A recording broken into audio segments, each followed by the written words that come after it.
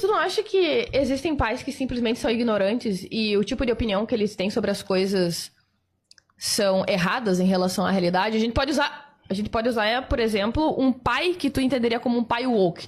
E se ele acreditasse que o filho dele não pode aprender inglês porque é uma língua colonialista imperialista? Eu penso que, em alguns casos, os pais devem ter menos autoridade do que o Estado em relação à educação dos filhos, caso isso esteja ferindo os direitos e as necessidades dos seus filhos, como, por exemplo, aprender inglês, ou aprender sobre evolução, caso os pais sejam criacionistas, ou em relação à matemática, algum tipo de percepção de que a racionalidade é eurocêntrica ou patriarcal, algo nesse sentido.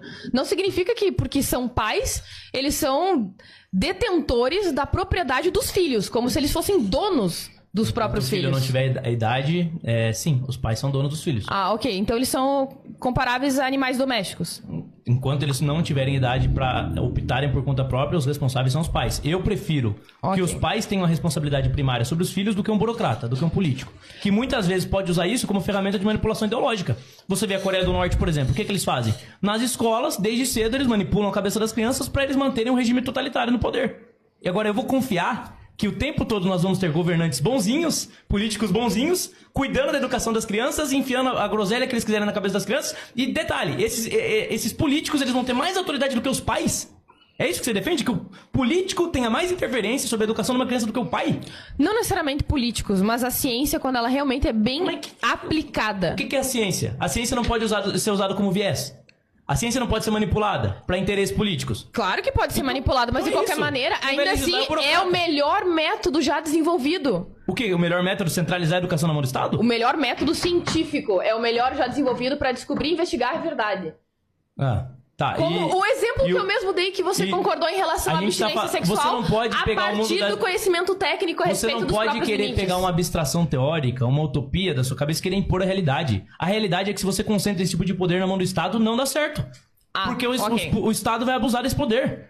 É o que aconteceu. Em todos os regimes totalitários é sempre assim. O primeiro lugar que eles atacam é a educação. Porque é um lugar para você fabricar em massas militantes ideológicos.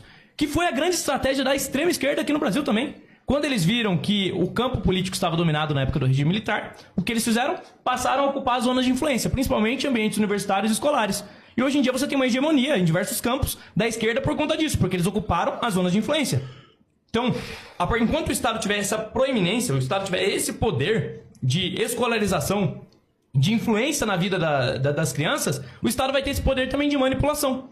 Então, o que eu sugiro? Eu acho que nós tínhamos que ter um sistema mais descentralizado, com menos influência estatal, mais plural. Um sistema pode ser baseado em voucher ou em alguma outra alternativa. E acho que enquanto isso não acontece, nós conservadores, pessoas como eu, nós temos que ocupar esse espaço também. Para lutar pelas nossas crianças, para impedir que a cabeça das nossas crianças sejam destruídas em sala de aula.